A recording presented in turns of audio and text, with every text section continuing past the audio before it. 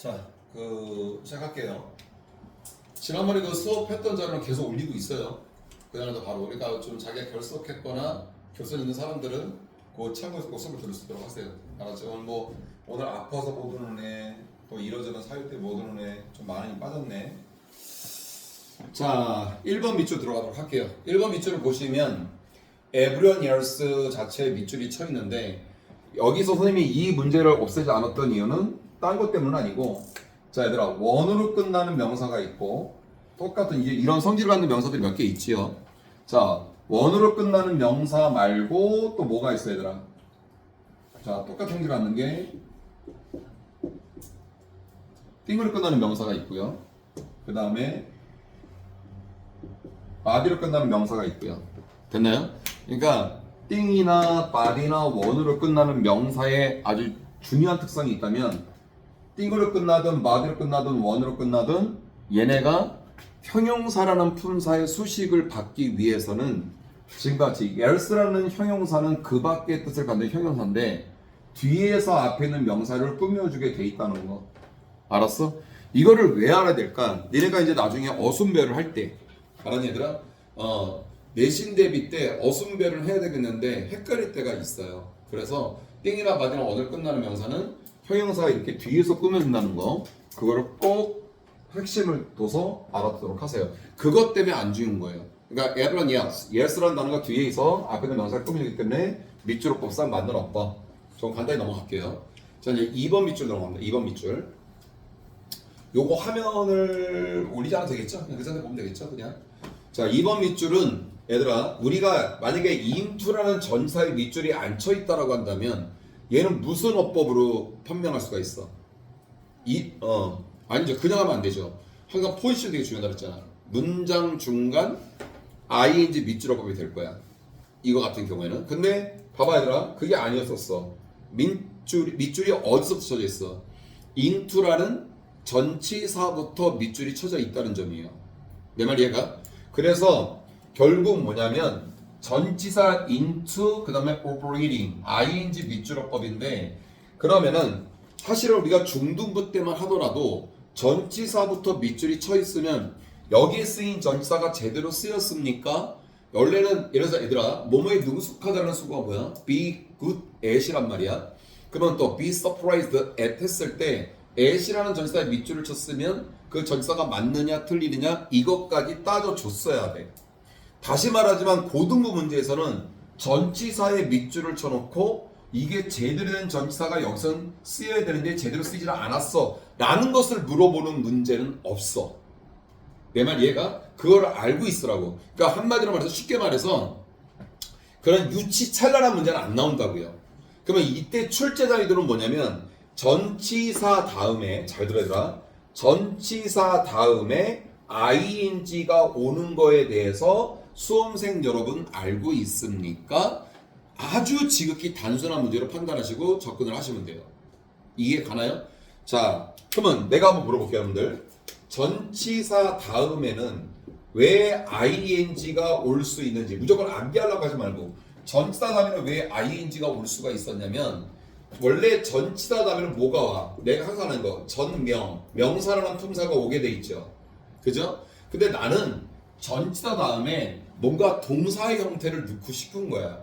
근데 원래 전치사 다음에는 명사가 와야 되잖아. 근데 나는 전치사 다음에 동사 형태를 넣고 싶어. 그러면 동사를 명사화 시키려고 하다 보니까 그 동사가 뒤에 꼬리표 뭐가 붙어야 돼? ing가 붙어야지만 결국 명사를 역할을 할 수가 있어. 왜 그러냐면 ing는 현재 분사도 되지만 동명사라는 게 있기 때문에. 지금 무슨 말인지 알겠어? 그래서 전치사 다음에는 ing가 올 수 있었고, 이때 ing를 우리는 뭐라고 하냐면 동명사라고 말할 수 있는 것이다 라고 판단하시면 돼요. 여러분들이 쌤 말 지금 무슨 말인지 알았겠어요? 그거예요. 그러니까 앞으로도 얘들아, 학교 내신에서 수환이는 고등학교 어디로? 너도 수원고야? 그러니까 특히 수원고는 여러분들 기본적으로 가서 봐. 여기 주인 수원고였나? 이것도 수원고였나? 넌 몇 학년이었지? 그다음 주전이하고 형석이가 건성고, 준이도 건성고였나?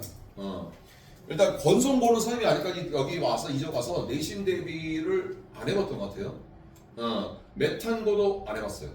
그러니까 선생님 건 수원여고, 화운고, 수원고, 영신여고, 그 다음에 또 어디야? 그렇게 내신 대비 해본 것 같아. 근데 이제 수원고 같은 경우는 시험 범위가 되게 많다는 것만 알고 있으면 된다는 거. 뭐 근데 어느 학교를 가더라도 야 그런 것 같아. 뭐 내신 범위, 시험 범위가 많든 어떤 간에 나 개인적으로는 시험 범위가 많으면 많을수록 공부를 열심히 하는 학생과 열심히 하지 않는 학생의 차이는 명확하게 나타난다는 점. 알았어 얘들아? 그리고 내가 이 얘기를 할게요. 선생님 뭐 아들 케이스도 있지만 얘네들 수시 일단 첫 번째 수시를 노릴 거 아니에요. 그 다음에 뭐예요? 최저거든요. 어차피 수시 합격을 언제 해요? 10일부터 10 며칠 그 기간에 하거든요. 수시 발표가요. 근데 수능을 언제 봐요? 11월 셋째 주에 봐요. 그러니까 일단은 수능도 제대로 봐야 되는 거예요.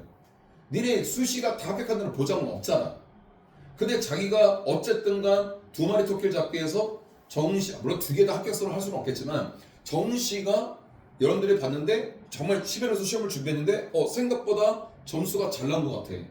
그럼 그 정시에 포커스 맞춰서 지금 그 원서 접수 기간이에요. 1월 지금 요 때가. 그러면 정시에 맞는 자기 점수에 맞는 그거를 맞춰서 어때? 지원을 할 수가 있지.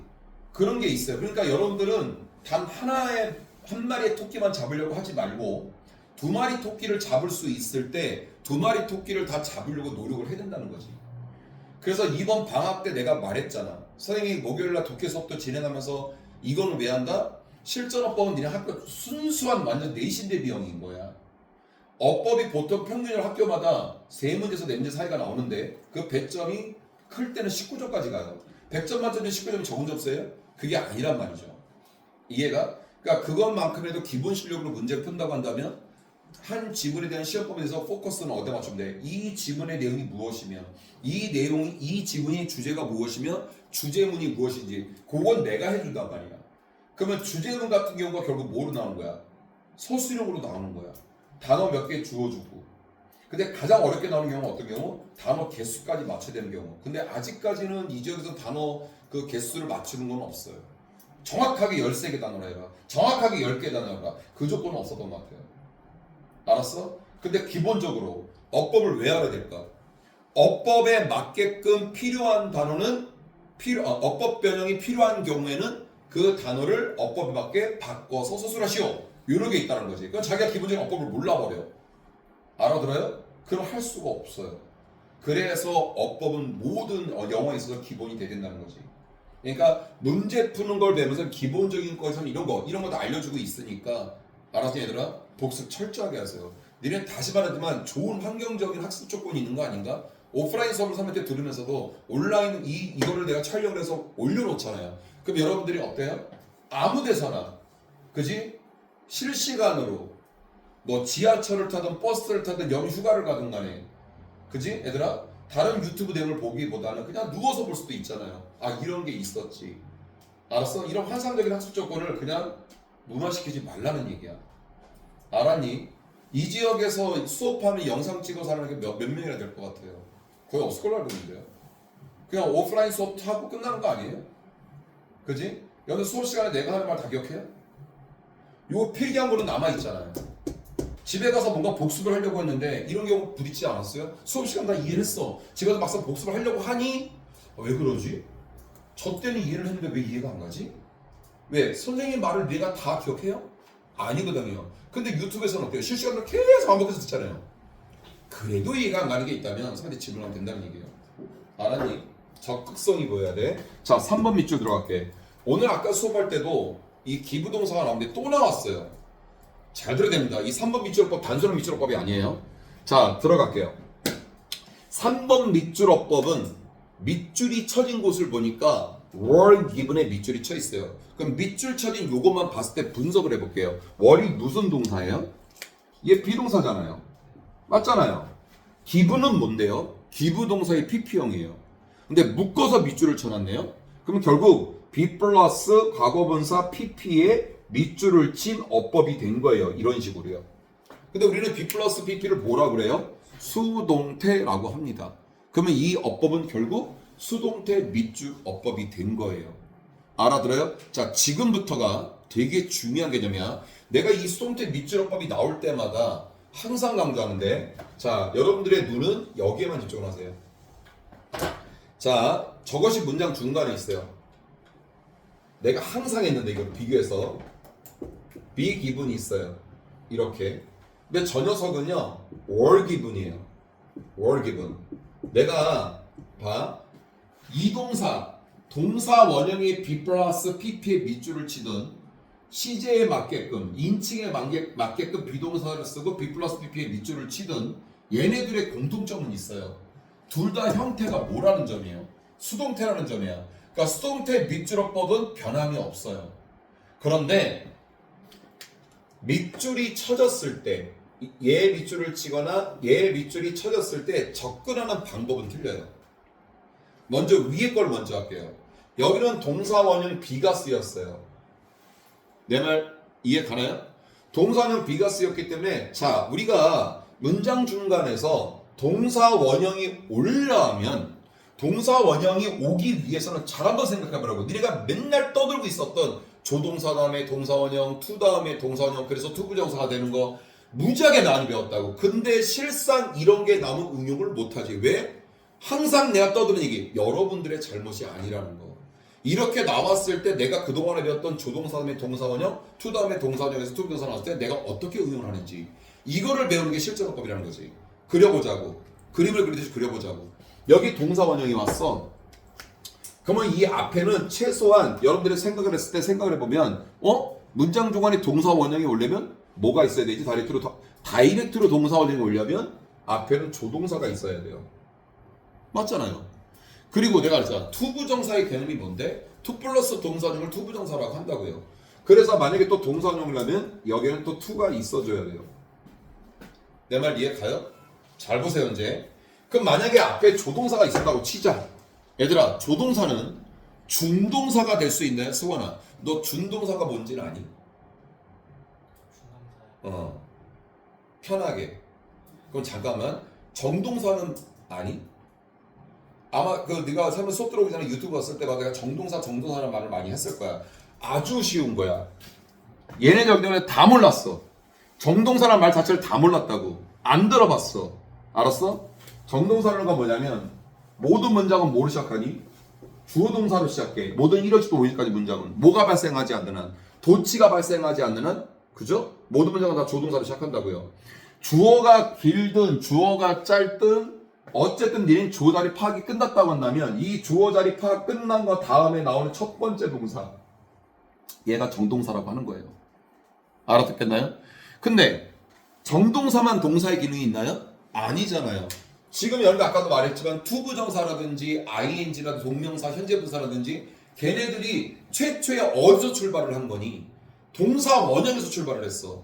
동사 원형에서 출발을 해서 투부정사 형태가 된 거고 ing가 형태가 된 거야. 근데 감히 동사 형태가 바뀌었다고 해서 ing로 바뀌고 투부정사로 바뀌었다고 해서 그럼 걔가 동사로서의 기능이 상실됐습니까? 아니라는 점이에요. 동사의 기능은 계속 유지가 된다는 점이에요. 그런데 주어 다음에는 못 쓰여요. 그죠? 맞잖아요.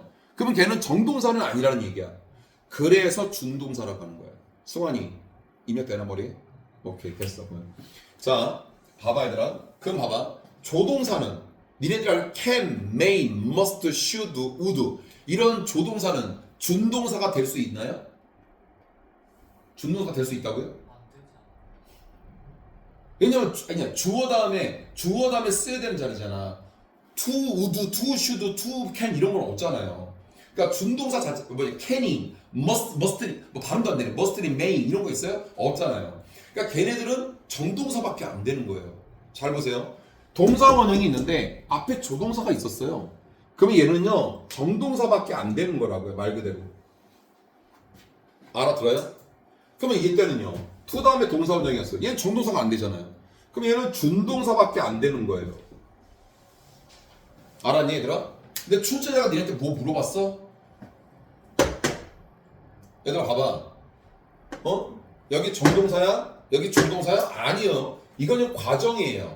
그러니까 문장 중간에 같은 수동태 밑줄어법인데 동사원형인 B가 있는 상태에서 B 플러스 PP의 밑줄어법이라고 한다면 우리는 굳이 이 자리가 정동사인지 준동사인지 굳이 따질 필요는 없어요. 정동사가 됐든 준동사가 됐든 그게 중요한 게 아니라 수동태로 쓰인 밑줄어법인 B 기분이 제대로 수동태로 쓰인 게 맞습니까? 틀립니까? 그것만 파악하면 되는 문제예요. 자, 이제 지금부터 예로 들어갈게요. 내가 여러분들한테 수동태 강의할 때 가족끼리 또 친구끼리 연인끼리 자기가 소중한 사람이라고 생각한다면 우리가 사랑해라는 표현을 많이 하지요. 그래서 내가 항상 수동태 강의할 때 이거 예문을 항상 들어요. I love라는 걸. 보세요. 분석해보면 아주 간단해요. 근데 막상 물어보면 몰라요. I가 주어 맞지요? 누가 봐도 인정되는. 그 다음에 love가 뭐예요? 동사 맞지요? 그러니까 love라는 동사 다음에 you라는 너를 목적어가 나왔어요. 그러니까 내가 사랑하는 거예요, 너를. 알았니? 근데 얘랑 이 문장을 같은 의미로 만들고 싶어요. 근데 주체를 you라는 주체를 앞으로 빼주고 싶은 거죠. 그럼 you라는 주체가 앞으로 빠진 거예요, 이렇게요. 이해가나요? 그럼 love라는 동사는 뭐로 바뀔까요?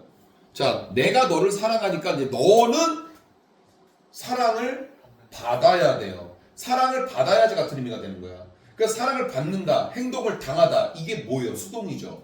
그래서 등장하는 게 바로 수동태라고 하는 거예요. 봐봐. 그래서 you 다음에 내가 뭐가 쓰면 love가 현재 시제니까 you are loved 이렇게 되는 거잖아요. 그 다음 누구에 의해서? 나라는 사람에 의해서. 우리 수동태의 대표적인 명사가 뭐가 있어요? by me가 있죠. 그래서 by me 이렇게 되는 거잖아요. 문장 끝났어요. 그죠? 중학교 때까지만 하더라도 전자 플러스 명사까지 딱 완벽하게 써야 맞았어요. 그죠? 근데 고등부에서는 얘가 중요할까요? 아, 전혀 중요치가 않아요. 전치사 플러스 명사, 아까도 말했지만 전치사 플러스 명사는 하나의 부사구의 역할을 한다고 생각하면 돼요. 또는 때에 따라서 형용사구. 한마디로 수식어구예요. 없어도 돼요. 전치사 플러스 명사는 바로 묶음 내는 거예요. 잘 보세요. 여기 있는 are loved가, 니네들이 비친 are loved가 B 플러스 BP니? B 플러스 BP니? 맞잖아요. 근데 동사 원형이 B 플러스 BP니? 아니지. 분명히 아니잖아요. 여기 인칭, 주어에 따른 인칭과 시제가 적용된 이 형태가 아주 중요한 정동사의 형태예요. 얘와 얘의 차이는 거기에 있는 거예요. 동사 원형인 B가 있는 상태에서 수동태였을 때는 정동사, 준동사를 따질 필요가 없어요. 그런데 지금 were given과 같이 are loved도 같이 이런 인칭과 수에 따른 시제에 따른 비동사가 쓰이고 나서 PP가 쓰인 수동태 문제에서 첫 번째 단계는 제일 중요한 거라고. 여기에 밑줄친 이 자리가 주어 다음에 펼쳐지는 반드시 정동사 자리가 돼야 돼요. 알아들어요? 그런 다음에 능동태로 쓰인 게 맞아, 수동태로 쓰인 게 맞아, 이거를 확인하는 거예요. 자, 무슨 말이냐면 만약에 네가 능동태, 수동태를 먼저 따졌어. 그런데 알고 봤더니 이 자리가 정동사 자리가 아니었던 거야. 그러면 쓸데없는 뻘짓한 거예요. 시간 낭비했다는 얘기죠. 이제 이게 가나요? 그러니까 이 자리가 정동사 자리인 걸 먼저 확인하는 게 제일 급선무다. 그리고 나서 얘랑 똑같이 능동태와 수동태를 구분한다. 이게 바로 동사 원형인 B가 있는 상태에서의 PP랑 합작이 된 수동태와 인칭과 그 다음에 시제에 따른 비동사를 맞춰주고 PP를 밑줄 쳐서 같이 연결을 해준 수동태를 구분하는 문제의 차이가 되는 거예요. 뭔 말인지 알아들어? 내가 진짜 장담컨대 대한민국에서 내가 잘났다 떠드는 거 아니에요. 이거 영상 나가요. 누구든 볼 수 있어요. 안 그래요? 나를 아는 사람은 다 보겠지만 내가 아닌 사람들 보니까 뭐 구독자가 있더라고. 그러니까 다른 사람들 볼 수도 있어요. 이거 다른 영상 볼 수도 있어요. 대한민국에서 이런 수동태 밑줄을 서로 비교해서 뭐 풀이를 한다? 나는 없다고 생각해. 아니 없어. 100% 없어. 알아들어? 이걸 왜 강조하냐? 니네가 문제를 부딪혔을 때 내가 어떤 단계로 접근해 나가야 되지? 이거를 해나가는 게 실전어법이라고 하는 거라는 얘기야. 알아들어? 근데 그게 한순간에 되냐고요. 이 본수업 시간에 수업을 들어서 되는 거냐고. 아니요. 복습 철저하게 하세요. 항상 떠드는 얘기. 탓하지 마세요. 누구 탓하고 하지 마세요. 여러분들이 잘 됐을 때 누구 탓? 아니 니네가 열심히 했기 때문에 잘 된 거야. 알아니? 니네가 뭐 어떤 결과가 안 좋았을 때 절대 주변 탓하지 마세요. 니네가 더럽게 뭐같이 했기 때문에 안 된 거야. 알았어? 절대 주변 탓하지 마. 그 습관, 내가 지금 여러분한테 조언해준 그 습관은요, 나중에 사회생활 할 때도 니네한테 피가 되고 살이 되는 거지 절대 마이너스 요인은 안 됩니다. 알았니? 꼭 기억을 하세요. 자, 들어가 볼게요. 얘는 얘가 아니기 때문에 우리 뭐부터 한다고 그랬어요? 또 까먹었어요? 정동사부터 파악한다고요. 알았어요? 정동사부터. 자, 그럼 살짝 복잡하니까 지우고요. 진행해 볼게요. 여기서 시작하네. In run study. 석쌤이 어떻게 나 보세요? In run study. 이게 전사잖아요. 전사 플러스 명사잖아요. 그죠? 무시하세요. 뭐 의미 있나요? 의미 있나요? 없어도 되는 건데요. 그럼 여러분들은 정동사를 파악하기 위해서 어디서부터 보면 돼요? 여기에 people부터 보면 되는 거예요. 모든 문장의 시작은 주어 플러스 동사로 시작한다. 이게 꼭 머릿속에 집어져 있어야 되는 거고. 자, 그럼 people이 주어가 되겠네요. 첫 번째 대가리 명사로 시작했으니까. 그지요? 그러면 얘가 만약에 정동사라고 한다면 뒤에 정동사가 있어야 돼요? 없어야 돼요? 없어야죠.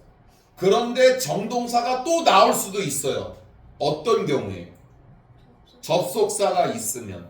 접주동이니까. 알아들어? 볼까요? 자, press or stay popcorn in different size bowls. 끝났어요. 접속사가 없습니다. 어때요? 정동사가 맞네요. 이 문장이 끝났어요. 여기서 마지막으로 끝났어요. 완벽한 문장이 됐다는 얘기예요. 완벽한 문장이 되려면 조동사 꼭 있어줘야 되는 거예요. 내 말 이해 가나요? 그럼 얘는 이제 정동사 자리예요. 그럼 얘랑 이게 똑같은 무슨 문제? 완벽한 수동태. 자, 수험생 여러분, 제가 여기에 were given의 수동태 밑줄을 쳤습니다. 과연 이 밑줄 친 were given이 수동태로 쓰인 게 제대로 맞습니까? 아니면 틀립니까? 이것만 따져주면 된다고요. 근데 웃긴 게 뭔지 아세요? 요 문제 풀기 전에 이제 후반부에 있는데요. 여러분 선배들 후반부에 있는데 얘가 나왔어요. 근데 그건 뭐가 나냐면 to give가 나왔어요. 무슨 말인지 알겠어? to give가. 알았나요? 자, 그래서 기부동사 공식을 했는데 그거는 그거인 거고 어차피 2번 듣고 3번 듣고 4번 듣고 5번 듣고 반복도 나쁠 거 없으니 한 번 더 지는 겁니다. 자, 지금부터는 뭘 하느냐? 저기에 밑줄 쳐진 사형식 동사. 사형식 동사라는 거는 여러분들 알겠지만 우리가 일반적으로 여러분들 들어봤어요? 수요동사라고요? 안 들어보진 않았을 거예요. 수요동사. give and take 주고받는다 이거예요. 주고받으려면 뭐가 필요해요? 대상이 필요합니다. 내가 벽에게 줄 수는 없잖아요. 그죠? 갑자기 내가 모르는 자동차가 나한테 그래요. 사장님, 기름이 앵꼬가 돼가요. 저한테 기름을 좀 주세요. 라고 말을 하나요? 지금 내가 이 말을 왜 한 거라고 생각해? 누구누구에게 무엇을 제공하고 누구로부터 뭐를 받는데 일반 사물로부터는 못 받아요. 일반 사물에게 줄 수도 없는 거고요. 알아들어? 기부동사는요, 사형식 동사의 롤모델 동사고 여태까지 선생님이 27년 차가 됐어요 이제. 알았어요? 28? 어머 1년도 지났잖아. 이제 28년 차로 접어들어요. 어느덧 세월이 이렇게 흘러서. 자, 잘 들어보세요. 이제 지금부터 응용도 하지 마시고 내가 묻는 말에 눈 본 그대로 얘기해 주면 돼요. 기부동사가 쓰였어요. 얘가 몇 형식이라고요? 4형식이요. 야, 한석이하고 현준아 여기 자리에 아무도 없는데 니네 이쪽으로 앉으면 안 돼? 그냥 떨어져서 잠깐 다 옮기지 마. 책만 옮겨. 지금 시간 없으니까 책만. 그래 붙어 앉아도 상관은 없는데 그리고 준현이가 거기 앉아도 되고 네가 편하게 붙어 앉아도 상관없다니까. 근데 왜냐면 애들이 없는데 굳이 애써 뭐 이렇게 더 잘 보이잖아. 선명하게. 이렇게 답답하게 공부를 해. 니네 극장 가서도 있잖아. 저쪽에 사람이 많은데 굳이 내가 한개 대가리 딱 이런 거 볼 거야? 아니잖아. 안 그래? 기본 매너만 지키면 되잖아. 극장에서 어떤 놈이 다리를 이렇게 올리고 나한테 혼났잖아. 일반 사람들이 있는 데서는 또 매너도 지키면서. 됐어요? 다시 수업이요. 여기는 기부동사. 사형식 동사라면서요. 목적어 몇 개예요? 왜 2개예요? 그렇지. 그러니까 결국 뭐야? 간접 목적어가 있고 직접 목적어가 있다는 얘기죠. 이렇게 해요. 알아들어요? 공교롭게도 잘 들어보세요. 여기 지금 촬영하는 거에 선생님이 현재로서는 스마트폰밖에 없어서 스마트폰으로 동영상을 찍다 보니 여기까지밖에 안 나와요. 알았어? 그러니까 필기하는 거는 여러분이 지금 오프라인에서 듣고 있잖아요. 그러니까 동영상만 실시하는 사람은 말로서는 듣는데 화면이 여기까지 보이지는 않겠지. 최대한 여기 맞춰서 쓰려고 하긴 하지만은. 알아들어요? 자, 볼게요. 내가 응용하지 말라고 그랬어요. 기부라는 니네들 눈에 비춰진 이 동사는 이 문장 구조에서 주어 동사 감목 직목 여기서 기부라는 동사는 니네들 눈에 능동태로 보여 수동태로 보여? 어? 능동이지. 이거 답변부터 한번 봐보잖아. 왜요? 아, B 플러스 PP가 형태가 아닌데 그럼 얘가 수동이겠냐고. 능동밖에 안 되는 거야. 근데 선생님이 이거를 이제 이렇게 얘기할게요. 오늘 지금 배우는 건 기부동사 공식이라고 했어요. 그죠? 여기 있는 기부동사는요, 능동태로 니네들 눈에 딱 보이는 순간 뒤에는 간접 목적어라는 한 덩어리, 직접 목적어라는 한 덩어리, 두 덩어리가 펼쳐져야 돼요. 알아듣겠어요? 그래야만 맞아요. 기부라는 동사의 능동이. 이거의 반대말이 뭐야? 얘가 능동으로 쓰였는데 뒤에가 간접 목적어를 한 덩어리, 직접 목적어를 한 덩어리가 보이지 않는다면, 됐나요? 보이지가 않고 한 덩어리만 있다고 한다면 얘는 틀린 어법이 된다고 생각하면 돼요. 쌤 말 이해 가나요? 됐어요? 자, 그럼 보세요. 이제 간접 목적어를 선생님이 A라고 할게요. 직접 목적어를 B라고 할게요. 근데 아까도 말했지만 간접 목적어 자리에 여러분들 뭐가 온다고요? 사물이 아닌 일반적으로 사람이 와요. 대상에게 줘야 되니까 일반적으로 그렇다는 얘기야. 그 다음에 직접 목적어 자리에는 사물이 오게 돼 있어요. 자, 우리가 사람이 내가 니네한테 사람을 주냐? 니네 사람을 선물하냐? 그 말 같지도 않은 얘기지. 그래서 제공하고자 하는 그 자리에 직접 목적어 자리에는 사람이 올 수 없고요. 사물이 오는 겁니다. 내 말 무슨 말인지 알아듣겠죠? 자, 근데 이제 아까 I love you를 했어요. 그죠? 결국 뭐야? 목적어가 있어야만 수동태라는 문장이 존재하는 거예요. 근데 얘는 목적어 몇 개 있어요? 2개 있네요. 그럼 수동태 문장의 개수도 정비례 관계에 의해서 2개가 파생이 되는 거예요. 알아들어요? 그러면 저기 A라는 사람이, 자, A라는 사람이 자, 얘가 이제 수동태 문장으로 바뀝니다. A라는 사람이 문장의 주어 자리로 나갔어요. A라는 사람이. 됐어요? 그러니까 어쨌든 사람은 나갔지만 얘가 목적어였잖아요. 목적어가 앞으로 나갔으니까 얘는 뭐로 바뀌어요? 기부동사는. 예, 한마디로 수동태로 바뀌는 거잖아, 얘들아. be given. 오늘 수환이는 신입생이야. 너 어떻게 신입생 대답을 더 잘해? 어? A라는 사람이 앞으로 빠졌으니 given이라는 동사는 목적어 앞으로 빠졌으니 당연히 얘는 수동태로 바뀌는 거니까 무조건이야. 알아들어요? 자, 볼게요. 앞으로 빠졌네요. 수동태로 바뀌었네요. 그럼 직접 목적어는 이제 날아가 버리나요? 아니죠. 이게 명사입니다. 품사가 명사. 함부로 얼쓸 수 없어요. 그래서 직접 목적어인 이 B는 말이죠. 수동태로 쓰인 be given 다음에 바로 뒤에 놓이는 거예요. 이렇게. 그래서 석쌤은 이렇게 강조를 해요.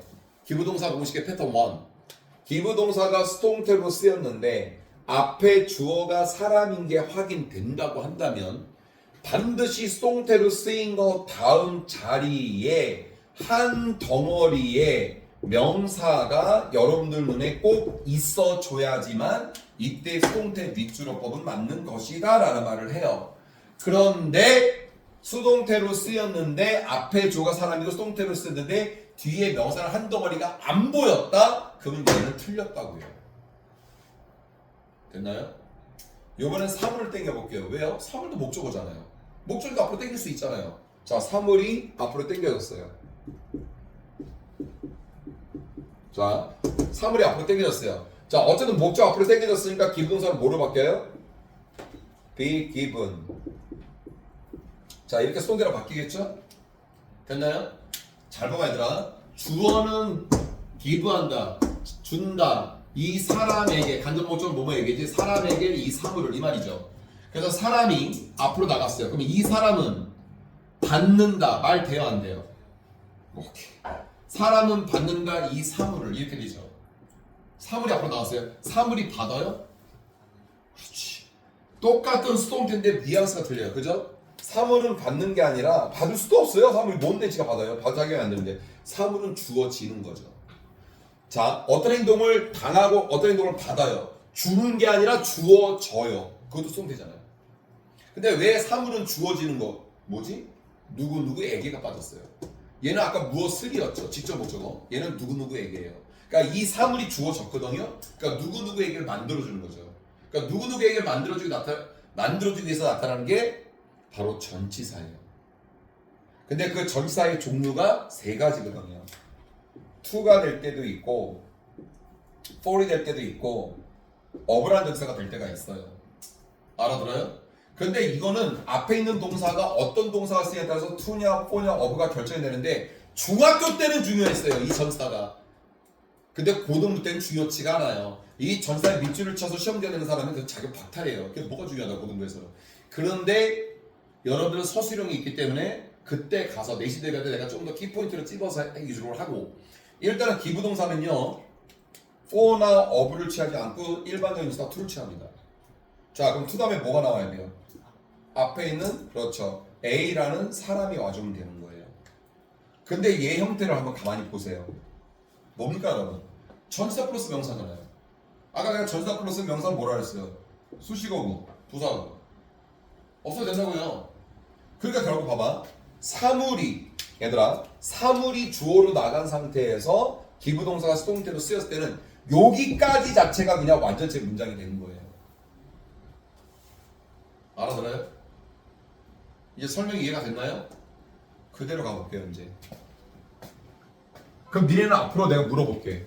아까 이게 정동사 했는데 정동사를 파악됐죠? 앞으로 니네들 눈에 기부동사가 수동태로 쓰여있는 게 보였다고 한다면 뭐부터 할래? 그렇지. 주어 자리를 확인해야지. 주어 자리가 뭐인 거를. 사람이냐? 사물이냐? people은 사물이지? people은 사람이지? 시연아, 선생님 거짓말 잘하잖아. people은 사물이지? 사람이야? 아 그래? 나는 알았어요. 그렇게 얘기하면 안 되니까 모욕적인 게 되버리니까. 사물 맞죠? 사물. 아 사람이에요? 사람. 그럼 사람이네요. 그죠? 수동태로 쓰였네요. 그죠? 그럼 뒤에 뭐 있어야 돼요? 여기 명사를 한 덩어리요. 없으면 안 돼요. 없는 수가 얘는 작살나는 거예요. 볼게요. flash or steal. or이란 등용사가 나왔으니까 선생님 뭐 하나 보세요. 세모치네요. 잘 보세요. 이게 병용에서 파악하는 방법이에요. 세모 다음에 steal, 상한. 얘 형용사거든요. and 다음에 형용사가 왔다라는 거는 and 앞에 뭐가 있어요? 아니, sorry. or 다음에 형용사 있다는 거 or 앞에 뭐가 있어야 돼요? 형용사 있어야 돼요. 서로 형용사끼리의 병렬 구조인 거예요. 이거는 flash or steal. 오케이? 됐나요? 그런데 뭐 있어요 뒤에? 팝콘이라는 명사 있죠. 알았어요? 여기서 선생님이 이걸 지워볼게요. friends or stay. 문장 성립이 안 하나요? 얘는 형용사잖아요. 형용사는 명사를 꾸며주는 품사잖아요. 근데 최종적으로 꾸며주는 거 없어도 되는 거잖아요. 그러니까 결국 명사인 한 덩어리인 팝콘이 있죠. 그래서 만드는 법인 거예요. 알아들어요? 지금은 뭘 배운 거야? B 플러스 PP, B 기분에 밑줄 쳐 있을 때 이게 맞느냐 틀리냐를 어떤 식으로 접근하느냐를 기부 동사의 공식 패턴을 통해서 배우게 된 거예요. 지금은 과정이거든요. 그래서 오랫동안 설명을 들은 거예요, 여러분들이. 하지만 이제는 이 푸는 방법부터 복습이 철저히 이루어지면 어떻게 돼요? 되게 쉽게 풀리죠. 다른 놈들 겁나 머리 긁적긁적해서 고민할 때 뭐야? 기부수가 손에 밑줄 쳤네? 그럼 뭐야? 앞에 주어만 하면 되잖아. 뭐야? 피플 사람이네? 뒤에 볼까? 잠깐만. 프레스 워스데이 이게 무슨 단어? 어허. 무슨 단어인지 모르겠는데 뒤에 명사 온 거 보니까 아 뜻은 모르겠지만 형용사구나 할 수도 있잖아요. 명사 나왔네요. 아리가또네요. 내 말 이해가요? 그게 기부동사 공식이에요. 알았나요? 오케이. 한바탕 지우고요. 요거 한바탕 다 쓴 거니까 한바탕 지우고 화면을 좀 올릴게요. 이제 여러분들 화면 좀 올려서 내가 설명 들어갈게요.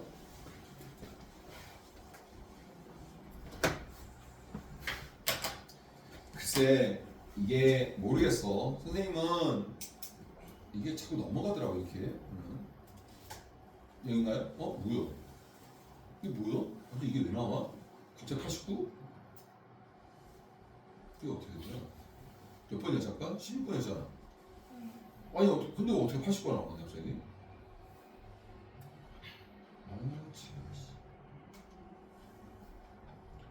누가 그랬다. 저 병신 뭐 하고 있는 거야? 너무 전복을 찔렀나? 자, 이 정도 올라가면 되는 것 같아요. 됐나요? 네. 오케이. 맞다. 교재. 중학교 1학년짜리 선생님 딸이 지금 이제 5학년 이제 올라가는데 내가 방학 동안 영어를 좀 알려주기로 했는데 중학교 방학 동안에 중학교 전 과정을 다 끝낼 수 있을까요? 이제 5학년 되는데 가능하지요. 내가 하는데 과연 수능 영어를 끝낼 수 있을까요? 그거는 절대적으로 불가능하지요. 우리 딸이 딴 데 물어봤어요. A, B, C, D, E, F, G는 알아? 참. 아빠, 그건 기본이야. 소문자 쓸 줄 알고? 참. 지금 뭘로 보는 거 나를? 알았어, 미안. 어떤 걸로 해? 자, 볼게요.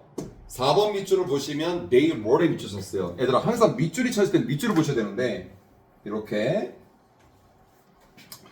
아니 밑줄이 얘들아 비동사까지 쳐져 있어. 잘 봐봐 얘들아. 아니 비동사에까지 밑줄 쳐 있는데 이 비동사 word은 복수 취급된 거 아니야? 너무나 단순하잖아. 그러니까 자 밑줄은 여기까지 쳐놨는데 이거 실전 문제예요. 밑줄은 여기까지 쳐놨는데 굳이 왜 월까지 밑줄을 쳤지? 솔직히 공부를 좀 하는 것들 의심을 해요. 뭐가 있나? 이긴 개뿔 뭐가 있어? 그냥 한번 수험생 보고 뭘 좀 하게끔 만들어 가는 거지. 포커스는 어디에 있어? 얘한테 있는 게 아니죠. 아니 데이 다음에 워즈 오니? 그러니까 말같도 안 얘기잖아. 그러니까 얘한테 있는 거예요. 얘한테. 우리는 얘를 뭐라 그래요? 데이를? 라고 얘기했더니 어떤 모 학생이 아주 자신 있게 이런 말을 합니다. 그것들 이거 뜻 몰라서 내가 지금 그 학생한테 고등교들한테 이걸 물어봤겠니? 이거는 대명사라고 하는 거야. 난 그걸 물어본 거야. 쉽게 말해서 대명사 밑줄어법인 거죠.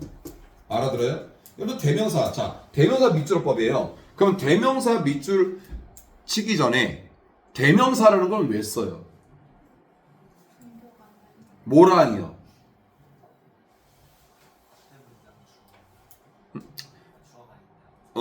그러니까 어쨌든가 중요한 건 뭘까? 왜 대명사라는 걸 왜 쓰지? 뭘 두 번 쓸까? 자꾸 말 돌리세요. 뭘 두 번 쓰기 싫죠? 앞에 나온 내용이요. 명사죠, 명사. 그렇지. 어떤 명사요?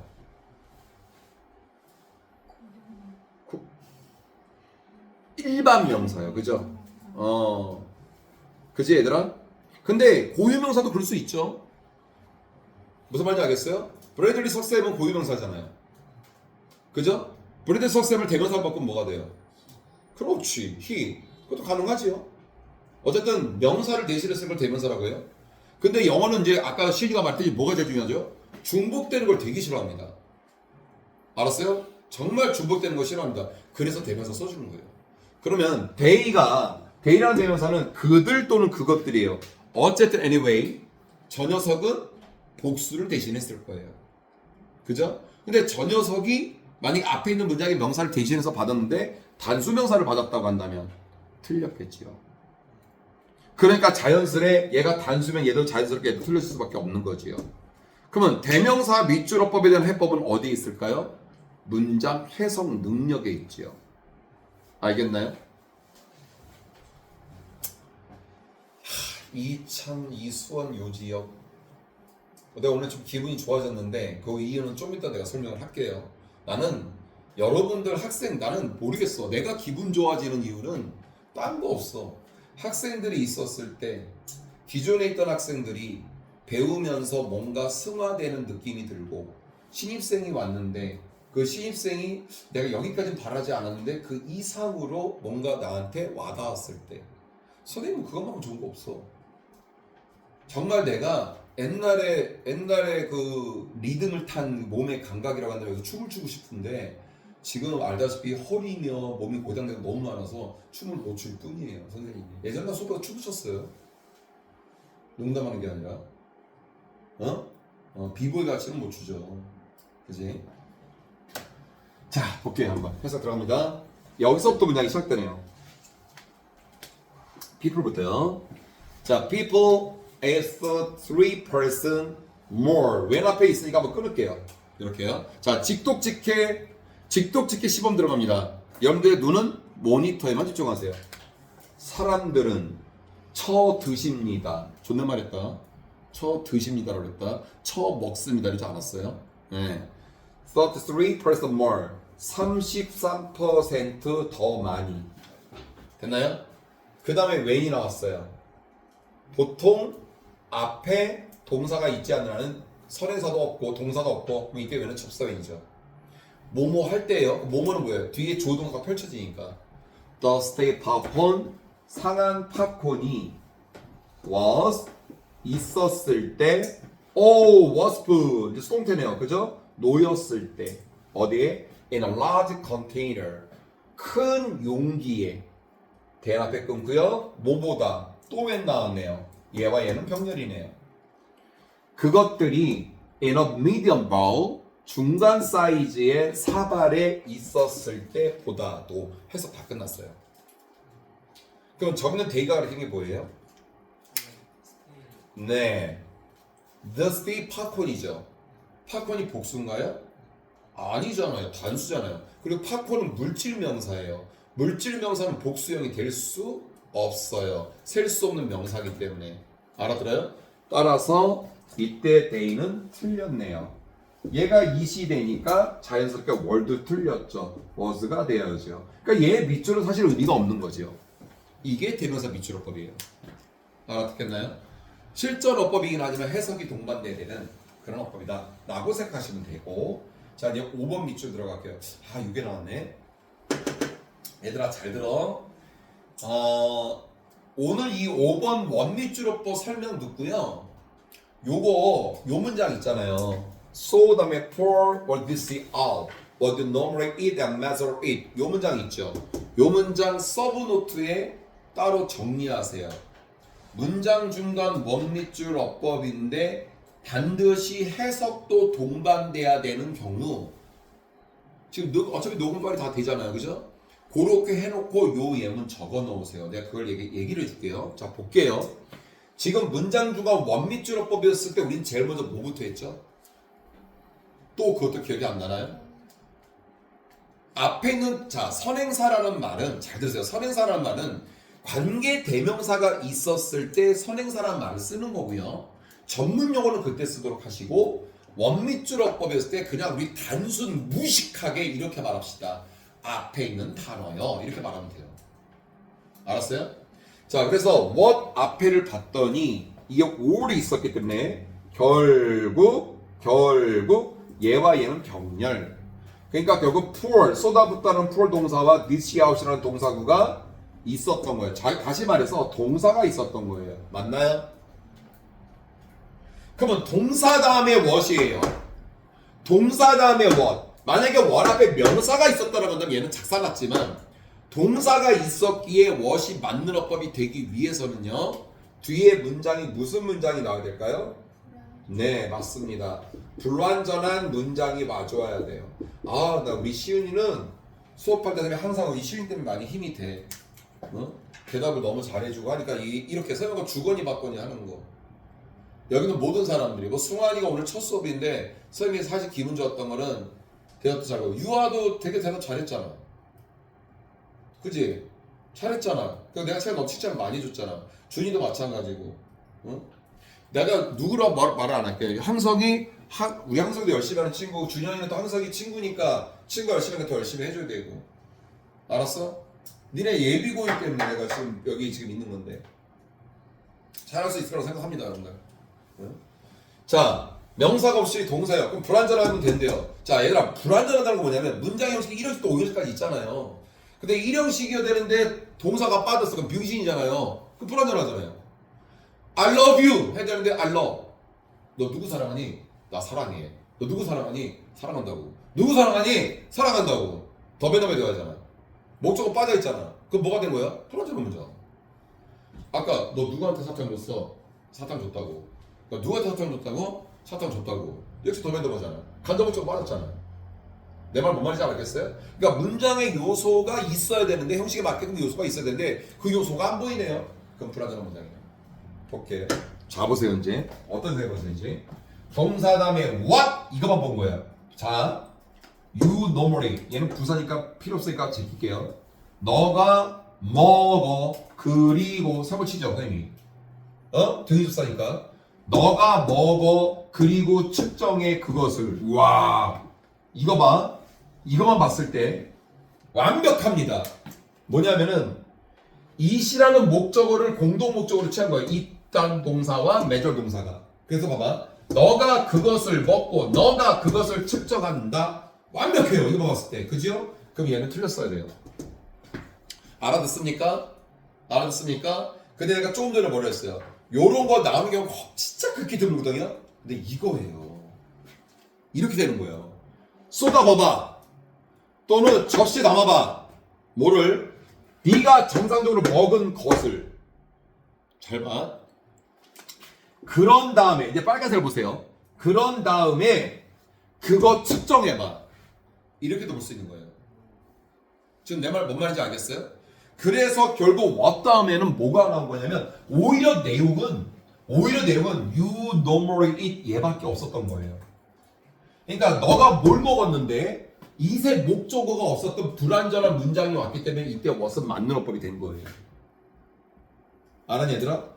와 석쌤 그러면요 와 이거 진짜 돌겠네. 저는 이제야 원리치료법을 깨달았는데 이제는 이런 해석까지 해서 문제를 풀어야 되나요? 아니 거의 요즘 문제는 이렇게까지는 안 나와요.